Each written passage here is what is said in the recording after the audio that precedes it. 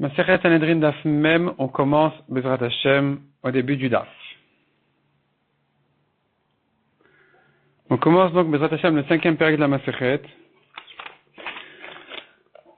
Ayu Bodkinotan. Donc par la Mishnah, apparemment ça doit être ici toutes les Mishnahs du Pérek en un coup.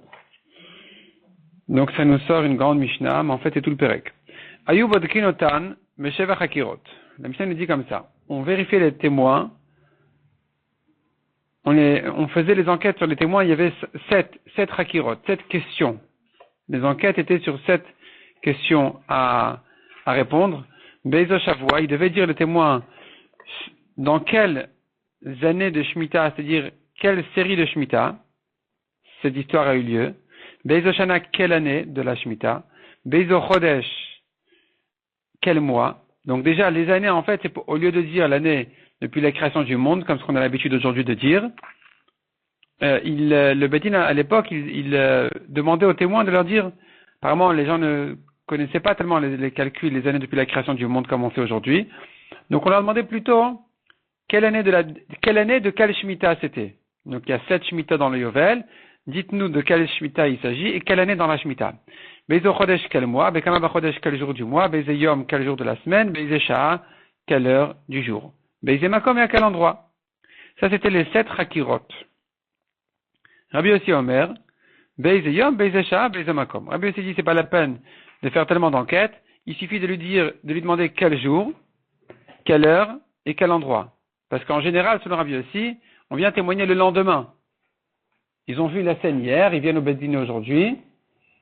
Et donc, c'est pas la peine de leur demander tellement de renseignements, quelle année de la Shemitah et tout ça. On leur demande encore, Makirin Atem Oto, est-ce que vous le connaissez, cet homme-là?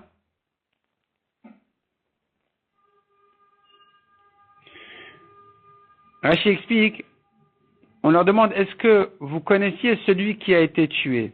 Ils viennent témoigner par exemple sur un meurtre. On leur dit, mais est-ce que vous connaissez celui qui est mort? C'était un goy.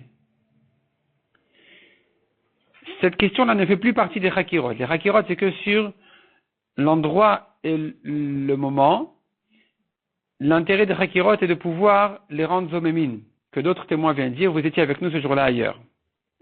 Les autres questions qu'on pose, c'est des autres questions pour vérifier exactement ce qui s'est passé.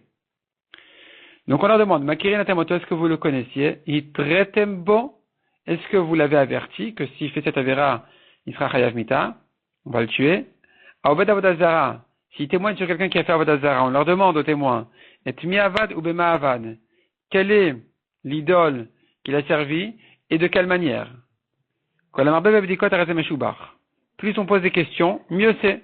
Plus on questionne les témoins, on demande de plus en plus de renseignements, mieux c'est.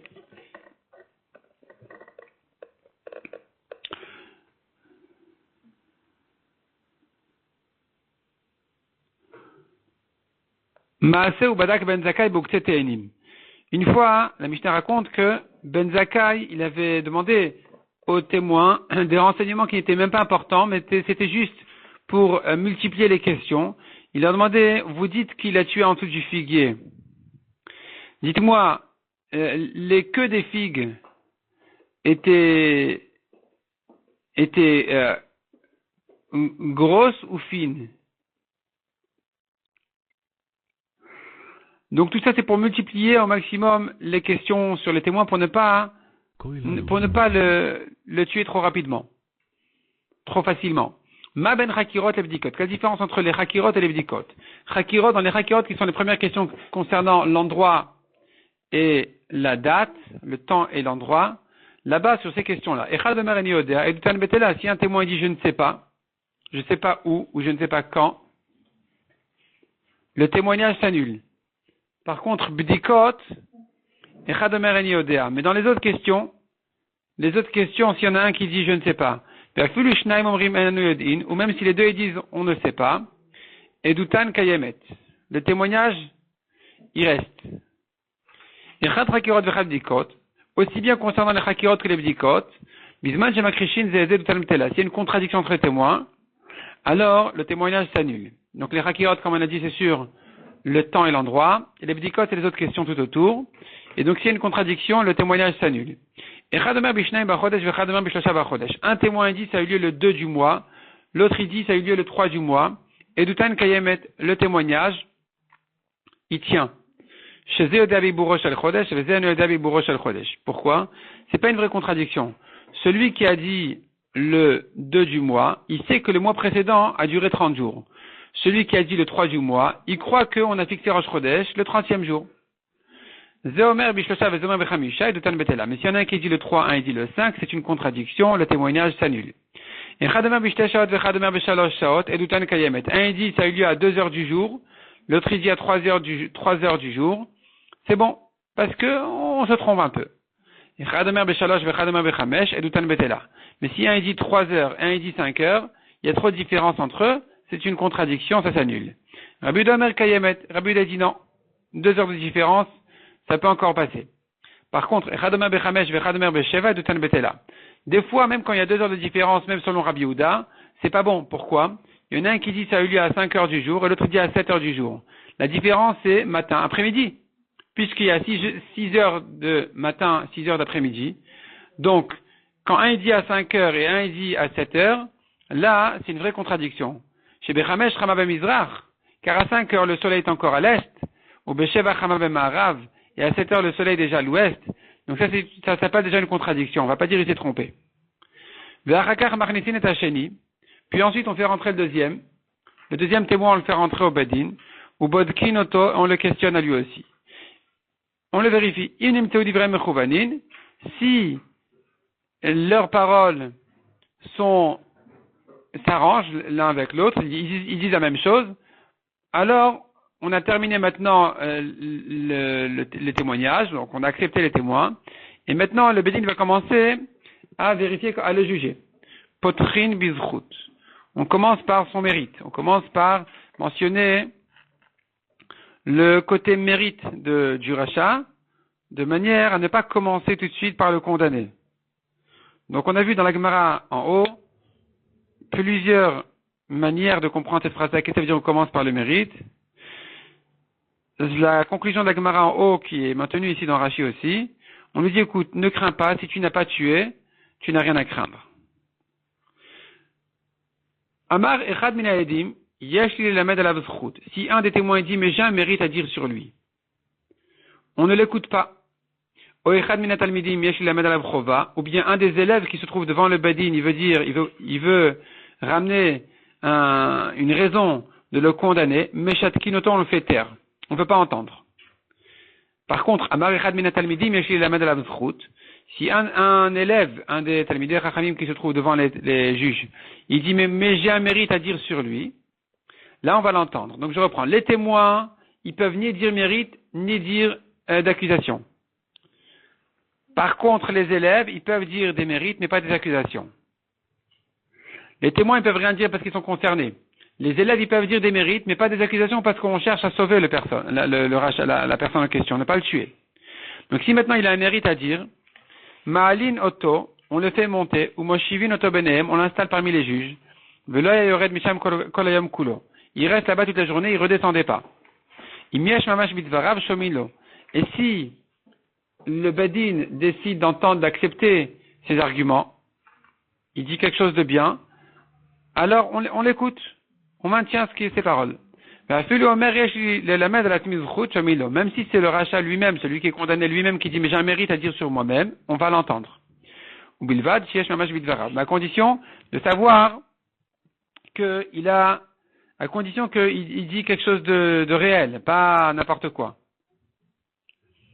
Si le Badin a trouvé un mérite à cet homme-là, donc une raison de le rendre patour, on le rendra effectivement patour.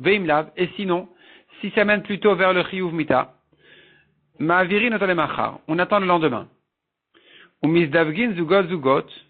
Le Bedin, il se retrouve en chavrutot, un sur un, de manière à bien étudier le dossier, à bien étudier la question, si vraiment il est chayav, s'il n'y a pas moyen de le sauver. Donc il se retrouve les juges les uns en face des autres.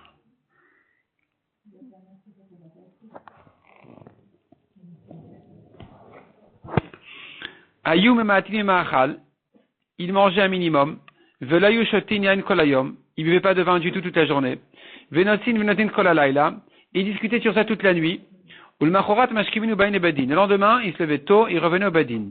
Hamezake omer ani mezake, omezake ani komi. Celui qui disait patour, il dit donc moi je disais patour et je maintiens mes paroles. Vamechayev omer ani mechayev ou mechayev ani komi. Celui qui disait hier chayav, il dit ben voilà, moi je disais qu'il était chayav et je maintiens mes paroles encore, il est chayav. Amelamed chova melamed zchut. Celui qui disait hier chayav peut aujourd'hui changer d'avis et dire non, il est patour. Aval amelamed zchut ene achol arzor ou lelamed chova. Mais celui qui disait hier patour ne peut pas aujourd'hui dire le contraire. Il ne peut pas dire finalement je dis qu'il est chayav. Sauf si vraiment on va trancher, comme on a vu dans la Gemara en haut. Taou badavar, s'ils ont oublié leurs propres paroles, un juge qui disait mais je me souviens pas exactement qu'est-ce que je pensais hier. Shne sofrei adayanin mazkirinoto. Les sofrim des juges qui ont tout noté, ils vont lui rappeler. Toi, hier, tu disais, chayav ou patour pour telle et telle raison. Imatsu lozchut ptaru. Donc là, à nouveau, si on trouve un mérite, on trouve, le bedin trouve une raison de le rendre patour, alors effectivement, on le rendra patour. Veimla, ve sinon, s'il est question vraiment de le condamner, ça y est, omdim le minyan, il faut commencer à se compter. On va commencer à compter les juges. S'il y a 12 qui disent patour et 11 qui disent chayav, alors il y a une majorité. Zakai, il est patour. Si c'est le contraire, 12 qui disent chayav et 11 qui disent patour. Et même s'il y en a 11 contre 11, un qui dit je ne sais pas. Ou mieux que ça encore, il y a 22 juges qui disent tous patour ou tous chayav. On ne tranche pas selon ça. Et le 23e il dit je ne sais pas. On ne peut pas juger comme ça. Et donc, Yosifu Adayani, il faut ajouter des juges. C'est-à-dire, il nous faut maintenant 23 juges qui donnent leur avis. Pas un qui dit je ne sais pas. Et donc, il faudra, pour ça, on ajoute des juges pour leur demander quel est leur avis.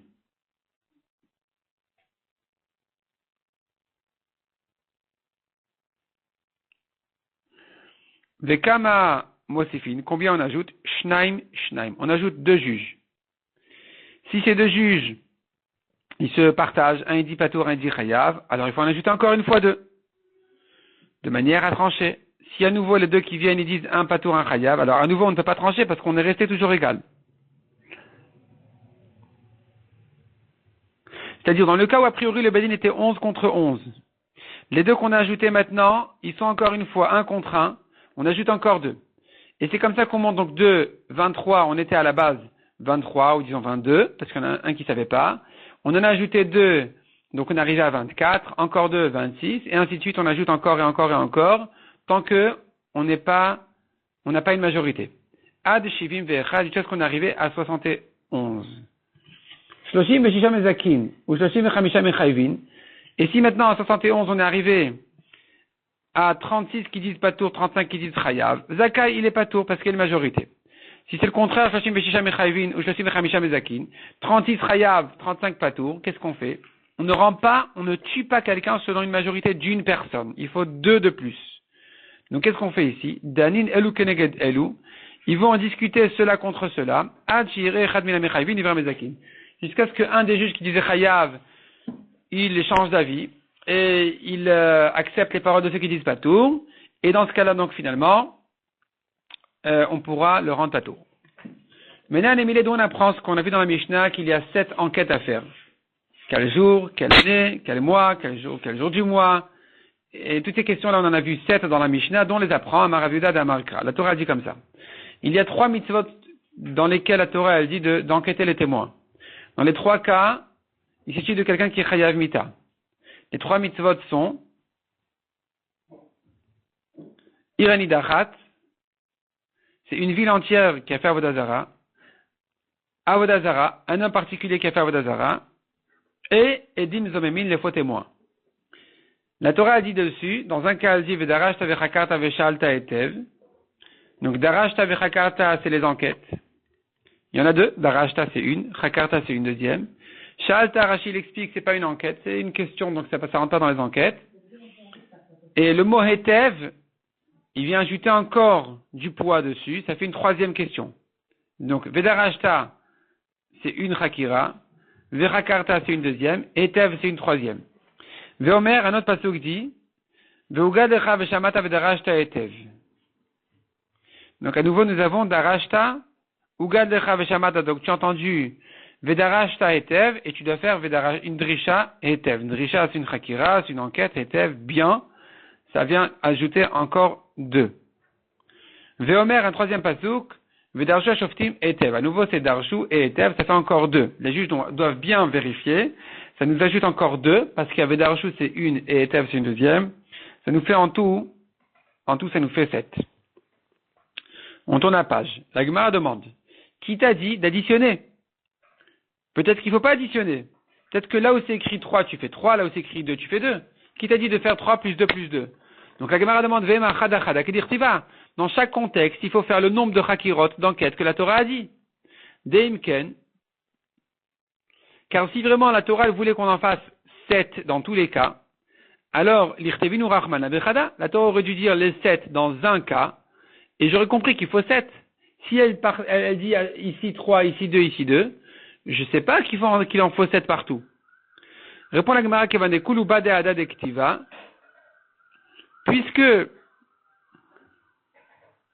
puisque ces 3 mitzvot-là, dans les 3 cas, la Torah s'écrit de la même manière. Elle dit qu'il faut des enquêtes, des drichotes, elle les a égalisées, elle les a comparées. Alors donc, Me'adad et Yalfe, on peut apprendre l'un de l'autre. Mais Kevan Yalfe Me'adad, et puisqu'on apprend l'un de l'autre, alors les 3 enquêtes qui sont écrites ici, on les transporte aux 2 de là-bas, et encore les 2 autres aussi. Finalement, Keman Irtiv Bechad Adami, c'est comme s'il y avait écrit toutes les 7 au même endroit. Demande à Gemara Valo Dami Aladade, comment peux-tu apprendre une mitzvah de l'autre? Ces 3 mitzvot-là, elles sont très différentes.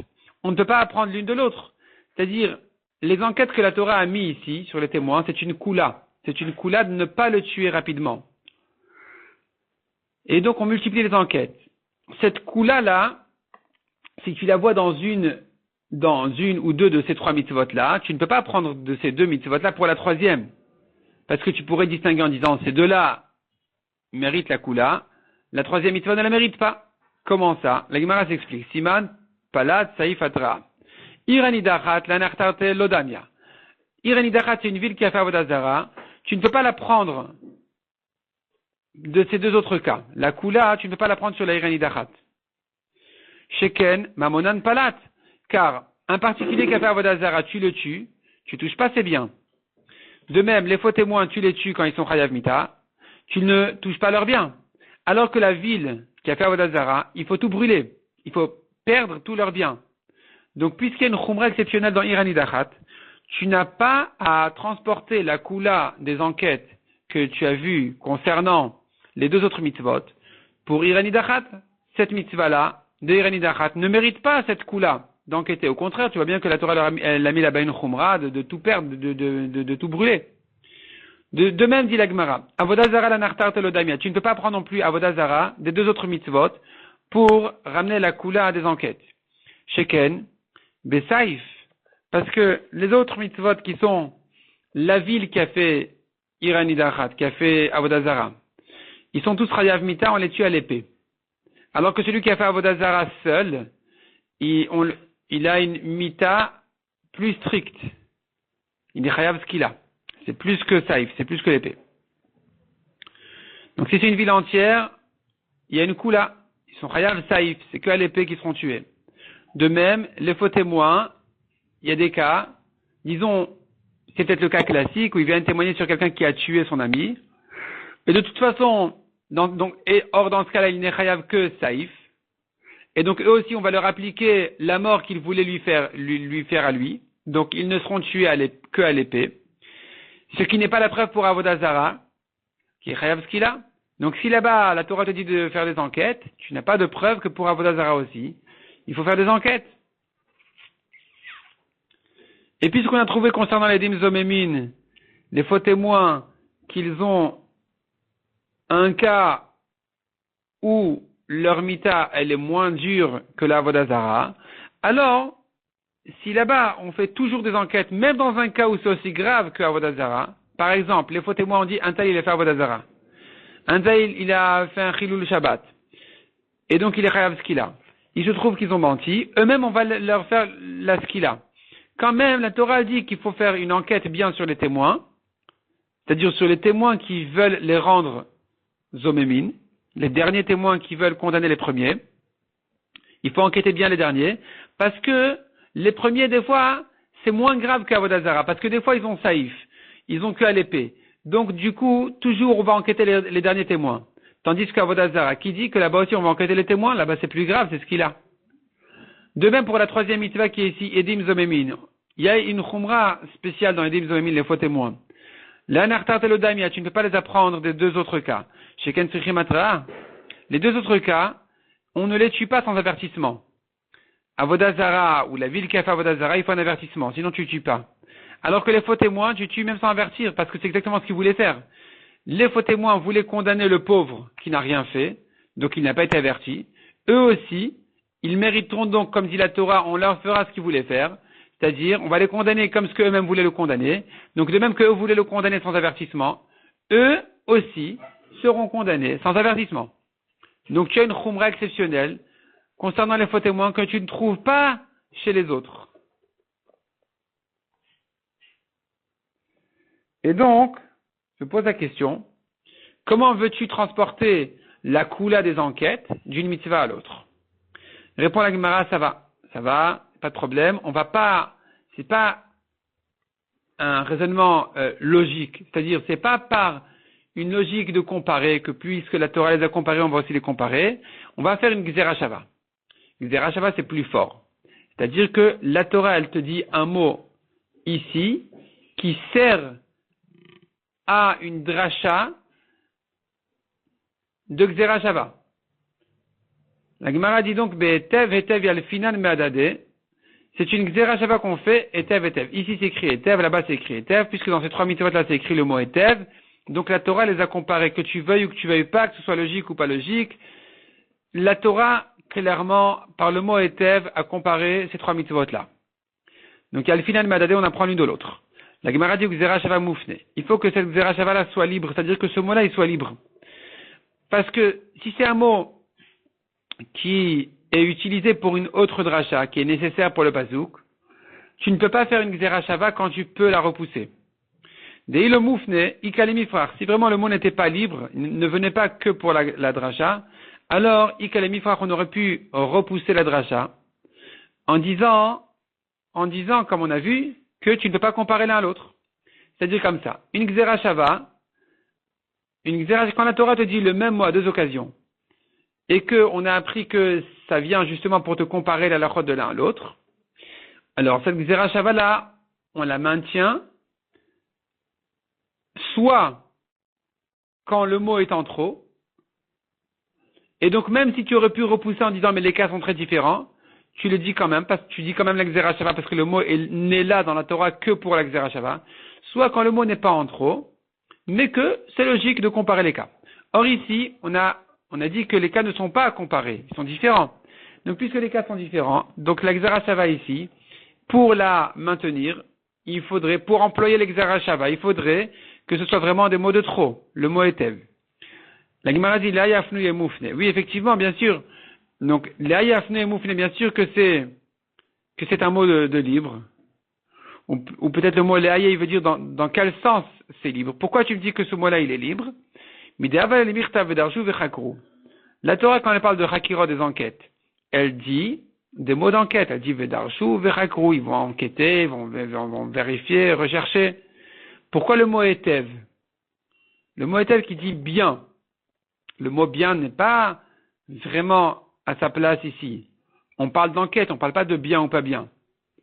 Veshanika Bediboure Be'etev. La Torah elle a changé, elle est passée au mot Etev alors qu'elle parlait d'un verbe. Ils vont enquêter, ils vont vérifier. Tout d'un coup, elle parle de Etev. Bien, ils vont bien vérifier. Shmamina Lafnuye. Ce changement-là te montre que ce mot-là ne vient que pour une Gzera Shava. Il y a ici une raison spéciale pour ce mot-là, donc il sert à une Gzera Shava.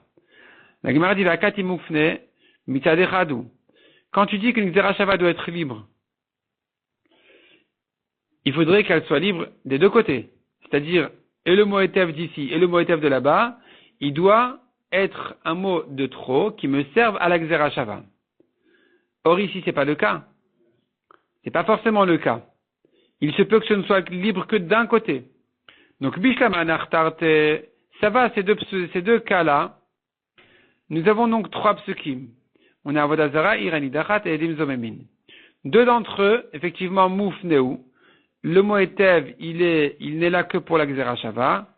Du fait que la Torah a changé, elle est passée du verbe d'enquête au mot Etev qui veut dire bien enquêter. Mishum Davel et Mirtav, comme on a dit, la Torah aurait dû dire autrement. Donc, ce mot-là, effectivement, il vient pour la Xera Shava. Et la Irani Dachat, mais cette troisième mitzvah-là qui est Irani Dachat. Mayavel et Mirtav, qu'est-ce que la Torah aurait pu faire sans le mot Etev? Elle en a besoin pour le sens simple du pasuk. Aktiva Kulu, c'est déjà écrit là-bas, Darshu, Vechakru. Donc le mot Drisha et Hakira, il est déjà écrit. Tu es obligé maintenant de passer du verbe des enquêtes au mot Etev. Donc le mot Etev, on en a besoin pour le sens simple du pasuk, puisqu'il en faut 3. Répond la Gemara, Atamnam Yafnuye Moufne. Là-bas non, là-bas aussi le mot Etev, il est libre pour la drasha. Mideav et Mirtav, la Torah aurait pu rester sur 3 verbes. Comme elle aurait dit, Darosh Tidrosh, Ochakor Tarkor. Donc elle aurait pu doubler un des verbes en disant Darosh Tidrosh Vetarkor, ça fait 3. Chakor Tarkor Vetidrosh, ça fait 3. Veshanikra Bedibure Be'etev, elle est passée au mot Etev. Shmamina Lafnouye, ça te montre que ce pasuk-là, ce mot-là, il est de trop. Ce changement-là, il te laisse entendre qu'il y a une dracha spéciale à faire. Et puisqu'il y a une dracha spéciale à faire, donc finalement, on a appris maintenant des uns aux autres. Les 2 drishot d'Avodah Zara, les 2 drishot d'Edim Zoemin, et les 3 de Irani Dachat, on les apprend les uns des autres. Demande à Gemara Ve'at, la Gemara ne demande, pardon, par espagnol, c'est pas encore une question. La Gemara dit Ve'atu nechnakin bekal vachomer, et dont on sait maintenant que quelqu'un qui est chayav mita en chenek, il faut l'étrangler, dont on sait que chez lui aussi il nous faut 7 enquêtes, alors que la Torah n'a pas cité un exemple comme celui-là, elle n'a parlé que de quelqu'un qui est chayav skila, ou saïf, parce que Avodah Zara c'est skila, Irani Dachat et Edim Zoemin c'est saïf en général. Donc, d'où tu sais maintenant, même si nechnakin, même ceux qui sont chayav chenek, quelqu'un qui est chayav chenek, d'où tu sais que lui aussi, il faut des enquêtes. La Gemara dit c'est évident, on l'apprend par un kalvachomer, miniskalin ou meneheragin. Si déjà celui qui est chayav skila, ou hereg, il est lapidé ou tué à l'épée, il faut toutes ces enquêtes. Kalvachomer, celui qui est chayav que chenek, qui est moins grave de l'étrangler. Kalvachomer, qui nous faut toutes ces enquêtes. Ve'atu nisrafin, ve kalvachomer miniskalim. Donc on va prendre maintenant celui qui est chayav srefa. Il faut le brûler, donc on va l'apprendre. On l'apprend mi niskalim. On apprend de celui qui est chayav skila. Si déjà le skila, il faut toutes ces enquêtes, alors kalvachomer les autres, kalvachomer les nisrafim, qui sont moins graves, qu'il faut toutes ces enquêtes. Demande à Gemarani Chale Rabbanan d'Amre skila chamura. Ce que tu dis, ça va d'après les chachamim qui disent, skila c'est plus grave que tout. Plus que srefa.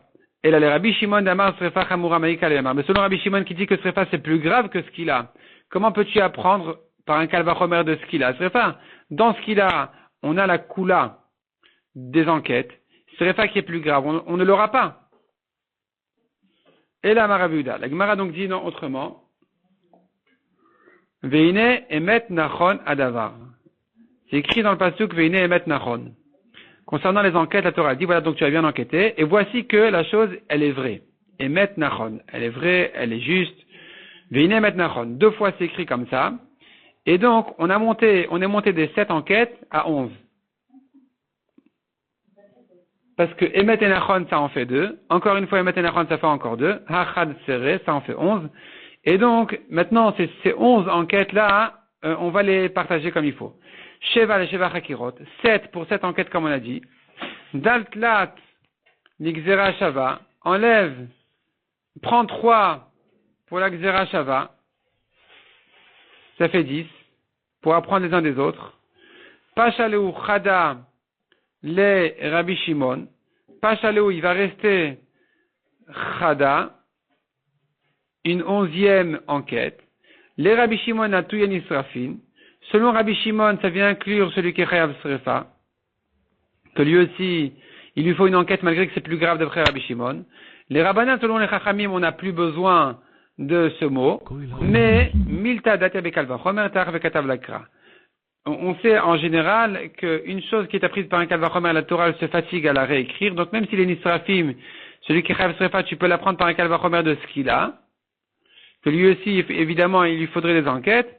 La Torah se fatigue quand même, elle tâche à réécrire des fois des halachot, même si elles sont évidentes qu'on peut les apprendre par un kal vachomer. Mais gadef ba Rabbi Abaou. Rabbi Abaou, il objecte, mais gadef ça veut dire il insulte, ça veut dire il objecte durement. Ema, la touye shmoner hakirot, qui t'a dit que c'est à ça que ça sert ce pasouk-là. Peut-être qu'il sert à ajouter une hakira de plus. Tu dis, il sert au nisrafim, et toutes ces choses-là. Peut-être que c'est pour t'apprendre 8 enquêtes, ajouter une 8e. Demande à Gemara, qu'est-ce que tu vas ajouter comme enquête? Shmoner hakirot miika, y a-t-il 8 enquêtes? Alamalo, pourquoi pas? Vaïka la touye, on pourrait ajouter comme enquête Bekama Bachar. À quelle minute dans l'heure? Bekama Bachar, quelle minute dans l'heure? Vetana la meachi, comme on voit dans une braïta, Yubodkin otobishmone chakirot. Il y a une braïta qui dit qu'effectivement il y a 8 enquêtes. Anichala Abaya libade Rabbi Meir de Amar. Alors, ça ira pour Abaye qui dit selon Rabbi Meir. Dans Masechet Pesachim, on a une grande marloquette. Est-ce qu'un homme il se trompe sur les heures? Un témoin, il peut se tromper sur les heures, et donc ne dis pas qu'il y a une contradiction pour annuler le témoignage. Ne te précipite pas à annuler le témoignage, alors que les témoins, ils se trompent des fois. Donc, si un il dit plus tôt, un il dit un peu plus tard, ça va, on les rejoint quand même. On va les égaliser quand même. Donc, selon Rabbi Meir de Amar, en adam to'e velo klum. Abaye, il dit que d'après Rabbi Meir, un homme ne se trompe pas du tout. Il peut te donner de l'heure précise.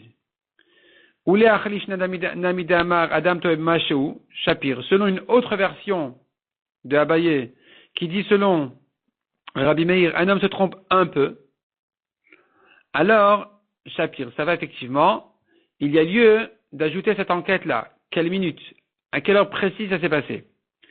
Et ça nous intéresse parce qu'on considère qu'il ne va pas se tromper. Et là, l'Abaye à l'Ibad Rabbi Yehuda. Mais selon Abaye, qui dit selon Abaye même, qui dit selon Rabbi Yehuda, de Amar Adam Toeh Chati Sha'a. Il dit, Abaye selon Rabbi Yehuda, un homme il se trompe d'une demi-heure. Il peut se tromper d'une demi-heure. Il y a une marge d'erreur. Ou le Rava de Amar Tawin Shetuva. Selon Rava qui dit, un homme il peut se tromper beaucoup de temps. Alors, Maïka Lemar, tu n'as plus ajouté cette 8e enquête de la minute. Et là, la Touye Bekama Beyovel. Les Gemara dit, on aura ajouté la 8e enquête qui serait quand dans le Yovel. Le Yovel, c'est une unité de 50 années. Quand dans le Yovel? Demande à Gemara, il nous baise Shavua, ça fait partie déjà des 7 premières enquêtes. On lui demande quelle Shemitah, dans quelle série de Shemitah ça a eu lieu. Donc ça nous indique quand dans le Yovel. Et là répond la Gemara, la Touye Beise Yovel. Oui, mais de quel Yovel il s'agit? Les 50 années de maintenant ou les 50 années d'avant? Et donc ça c'est une 8e enquête à faire. Veidar, ceux qui ne tiennent pas de cette 8e enquête, ils disent non, il n'y a pas de raison de rentrer dans ça. Kevan de Amar Beze Shavua, une fois que tu me dis dans quel Shemitah il s'agit, Lobay Beze Yovel. On n'a plus besoin de demander dans quel Yovel, dans quelles 50 années ça s'est passé, parce qu'en général les gens n'attendent pas 50 ans pour témoigner. Rabbi Yossi Omer. Tanya Amarlem Rabbi Yossi le Chachamim. On a vu dans la Mishnah que selon Rabbi Yossi, on ne pose que 3 questions aux témoins. Dans les Chakirot, on demande que 3 choses.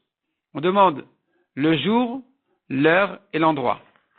Rabbi Yossi dit au Chachamim, Amarlem Rabbi Yossi le Chachamim. L'Agmar donc nous ramène une braïta. Tanya Amarlem Rabbi Yossi le Chachamim. Les divrichem d'après vous, Misheba ve'amar emesharago. Celui qui vient au Bedin qui dit hier, il l'a tué. Omer, est-ce qu'on va commencer à le questionner, Beizo Shavua, Beizo Shana, Beizo Chodesh, Bekama Vachodesh? Tu vas commencer à lui demander, mais dans quelle Shemitah, dans quelle année, dans quel mois, quel jour du mois? Ça n'a pas de sens. Il suffit de 3 questions. Le jour, l'heure et l'endroit. Amroulo, les Chachamim disent à Rabbi aussi. L'Idvarecha, d'après toi, qui dit, il y a 3 questions à poser. Misheba Vamar Arsha Barago, celui qui dit, ça s'est passé maintenant, à l'instant. Omerlo, est-ce que le Bedin va lui demander, Beize Yom, Beize Shah, Beize Makom? Oui, mais quel jour? Oui, mais à quelle heure? À quel endroit? Ça n'a pas de sens non plus. Donc, d'après toi, pourquoi tu dis qu'il y a 3 questions à poser? C'est pas évident. s'il vient tout de suite, on va pas les poser. Et là, Afalgav de l'Otzarir, malgré que c'est pas la peine de rentrer dans ces questions, Raminan Ale, on va lui imposer à répondre à ces questions, que des Rabbi Shimon ben Elazar. Comme Rabbi Shimon ben Elazar qui a dit qu'on fatigue les témoins à passer d'un endroit à un autre de manière à les décourager, Achinami, ici aussi, Afalgav de l'Otzarir, Raminan Ale, même si ce sont des questions de trop, tu lui demandes sur hier ou sur aujourd'hui, oui, mais quelle année, mais quelle Shemitah, mais quel mois, quel jour du mois, ce sont des questions de trop. Pourquoi? Donc, Rami Nanale, on va lui imposer toutes ces questions. Kédé Rabbi Shimon ben Elazar. On veut lui compliquer pour le décourager. De manière à ne pas condamner l'autre à mort. De Rabbi aussi. Qu'est-ce qu'il répond à tout ça, Rabbi aussi? Et Rabbi aussi te dit, non, c'est différent. La majorité des témoignages, ils viennent sur hier. C'est-à-dire, un homme, le bedin est déjà fermé ou quoi, un homme il voit un meurtre, il voit un problème, il va le lendemain matin au bedin. Il va dire, hier ça s'est passé. Donc Rabbi aussi il te dit, puisque la majorité des témoignages se rapportent sur hier, donc les enquêtes classiques du bedin ne doivent être que les trois. Quel jour, quelle heure, et à quel endroit. Quel jour hier, quelle heure il va dire à quelle heure, et à quel endroit. Mais dans le cas de Arsha Barago, l'Oshriach, quand il vient au Bedin tout de suite, l'Oshriach Berobeduyot, c'est pas fréquent dans la majorité des témoignages de venir tout de suite au Bedin. D'arriver tout de suite au Bedin, c'est pas fréquent, donc ça ne rentre pas dans quand le Bedin, il prévoit les enquêtes, toujours la classique, c'est les trois questions. Donc même s'il dit aujourd'hui, on va lui quand même poser les trois questions habituelles, qui sont quel jour, quelle heure, quel endroit. Même si dans ce cas-là précis, c'est pas la peine, mais on maintient donc les habitudes du Bedin. C'est pour ça que finalement, selon Rabbi aussi, les questions classiques à poser sont les trois, mais Chachamim me disent non, on va multiplier les questions, on va alourdir sur le témoin les enquêtes et tout ça, de manière à le décourager pour compliquer le Chiyuv Mita, pour ne pas trop facilement condamner le rachat à mort, alors on va multiplier les questions et les chakirot sur les témoins de manière à les décourager, surtout si c'est des faux témoins. C'est pas surtout ça, en fait, c'est ça le but. On a peur de le tuer pour rien, donc si maintenant les témoins sont des menteurs, alors quand ils voient que c'est tellement compliqué, ils vont se décourager, ils vont s'en aller. C'est pour ça qu'on multiplie les questions, même si elles sont de trop, parce qu'en fait, il vient demander sur hier, et tu commences à lui poser, mais quelle Shemitah, mais quelle année quelle Shemitah dans le Yovel, mais quelle année, mais quel mois, mais quel jour du mois. Tu lui prends la tête, il va dire, bon, ça va aller, en fait, non, tout va bien, ne vous inquiétez pas, il s'est rien passé. Et c'est ça le but du Bedin, selon les Chachamim. Mais selon Rabbi aussi, le Bedin, il s'adapte en fait à la situation. Donc, en général, le témoignage, il est sur hier, on pose les trois questions adaptées sur hier, le jour, l'heure et l'endroit.